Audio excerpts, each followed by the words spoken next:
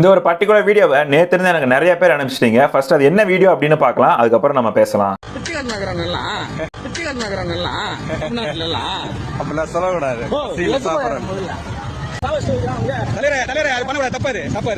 சாப்பாடு போறதுல கையில கூடாது. இந்த வீடியோ என்ன அப்படின்னா, டிவிக்கே சேர்ந்தவங்க அங்கே வந்து சாப்பாடு போட்டுருக்காங்க. ஒருத்தர் வந்துட்டு அந்த நீங்க எப்பறம் சாப்பாடு போடலாம் அப்படின்னு சொல்லிட்டு கண்ணா பின்னான்னு பேசுறாரு. அதில் ஒரு பேசின முதல் வார்த்தை என்ன அப்படின்னா, பிச்சைக்காரங்க ஆக்குறீங்களா அப்படிங்கிறது.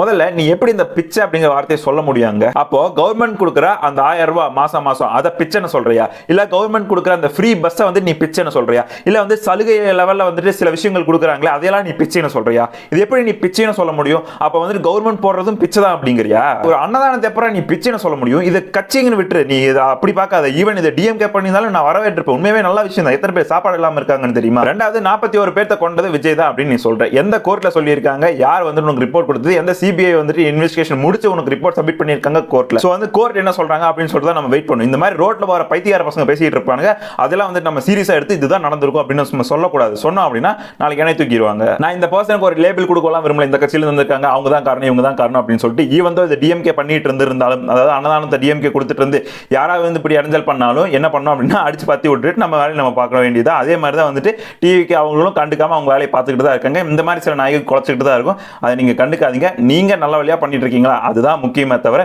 இவனை என்ன பண்ணாலும் குறை சொல்றதுக்கு 4 பேர் இருப்பாங்க. அந்த 4 பேர்த்துல ஒருத்தன் தான் இவனை மாதிரி ஆளுங்க. ஸோ அதெல்லாம் விட்டுருங்க. நீங்க இதை பத்தி என்ன நினைக்கிறீங்க அப்படிங்கிறத கமெண்ட் பாக்ஸ் சொல்லுங்க.